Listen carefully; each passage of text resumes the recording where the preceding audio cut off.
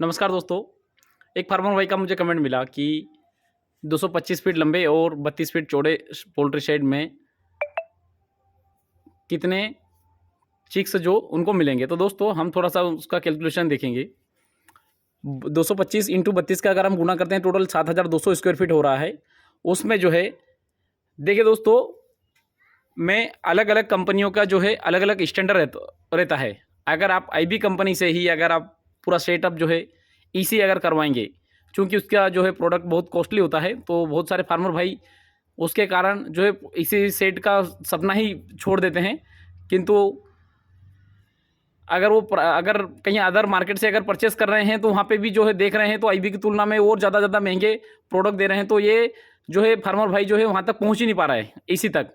तो दोस्तों उसी के लिए जो है मैंने पूरा सिस्टम बनाया है और मैं कोशिश करता हूँ कि हर फार्मर भाई को इसके बारे में जानकारी मिले और वो कम से कम खर्च करके और अपने साधारण पोल्ट्री फार्म को इसी पोल्ट्री फार्म में बनाए और अच्छा से ज़्यादा वो लाभ कमाए। दोस्तों अब हम थोड़ा सा इसके ऊपर आते हैं। तो टोटल 7200 स्क्वायर फीट में आईबी कंपनी जो है अगर अब उनसे खुद से करवाएंगे तो 0.65 के हिसाब से चिक्स प्लेस करती है।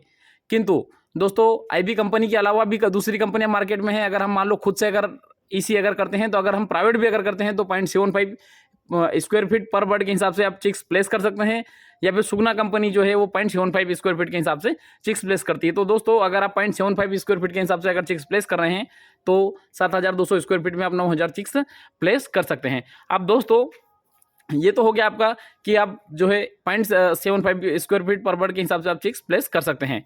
अब दोस्तों एक और फार्मर भाई का मुझे कमेंट मिला कि हमारे इंदौर में ही जो नगनपुरिया जो है पोल्ट्री इक्विपमेंट जो वो बनाते भी हैं और सेल भी करते हैं। तो दोस्तों उनके जो इक्विपमेंट कैसे हैं, तो दोस्तों मैंने तो कोई उनके इक्विपमेंट यूज़ किया नहीं है, तो मुझे उसके बारे में ज़्यादा जानकारी नहीं है। किंतु दोस्तों मैं एक चीज़ बता दूं कि मेरा एक फ्रेंड है, उनके फार्म में जो है उनके फैन और फीडिंग लाइन वगैरह पूरी लगी हुई है, पूरी ऑटोमेटिक पूरा शेड जो है हमारे क्षेत्र का, हमारे एमपी का सबसे बेस्ट फार्म में उनको बोल सकता हूँ, वो नगनपुरिया ने ही बना के दिया है।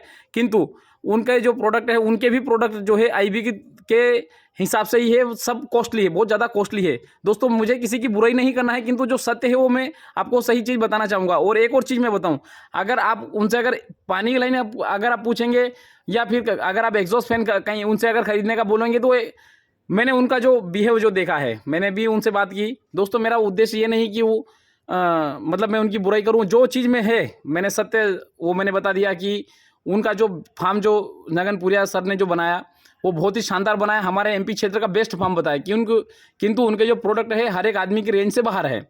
दूसरी चीज़ उनका मतलब मैंने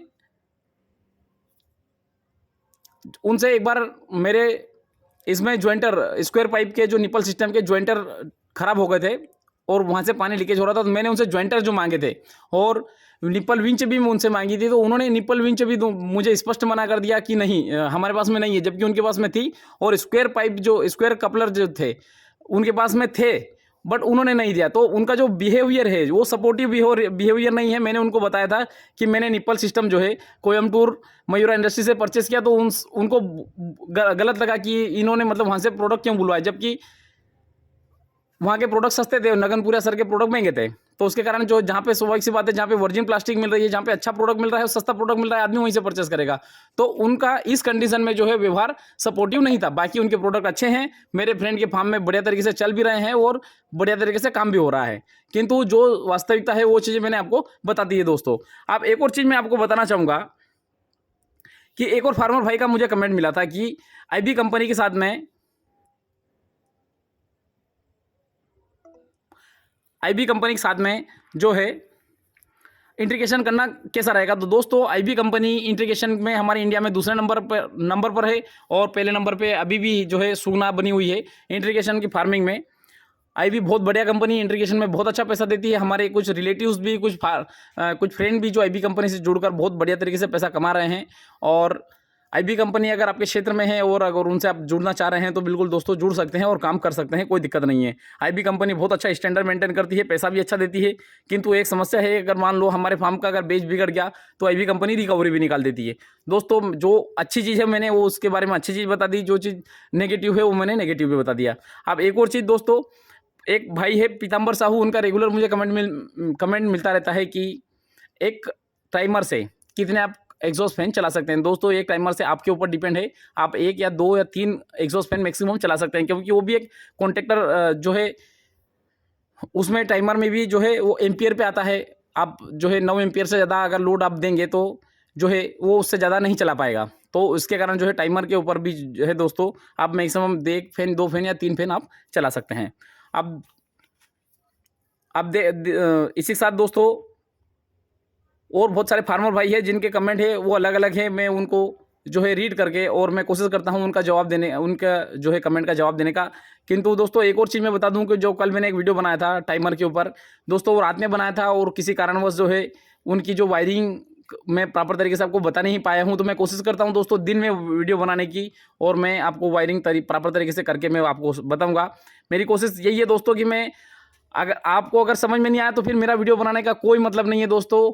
अगर आपको लग रहा है कि इस वीडियो को मैं दोबारा बनाऊं या और अच्छे से बनाऊं और मैं अच्छा आपके लिए क्या कर सकता हूं दोस्तों, आप बिल्कुल मुझे कमेंट करके बताइए। क्योंकि दोस्तों मेरा एक ही उद्देश्य है कि मैं इसी फार्मिंग को कम खर्चे में, कम समय में और दोस्तों हर एक आदमी तक जो है हमारा कॉन्सेप्ट पहुंचना चाहिए। क्योंकि दोस्तों अगर हम देखें तो अभी अप्रैल स्टार्ट हुआ है और हमारे क्षेत्र में गर्मी अगर देखें तो करीब 42-43 डिग्री के आसपास जा चुका है। आप सोचिए कि 42-43 डिग्री में चाहे प्राइवेट फार्मिंग हो, चाहे सुगना से हो, चाहे आईबी से हो, चाहे वेंकी से हो, एवरीथिंग एल्स किसी से भी आपकी फार्मिंग हो दोस्तों, इतनी गर्मी में आप फार्मिंग नहीं कर पाएंगे।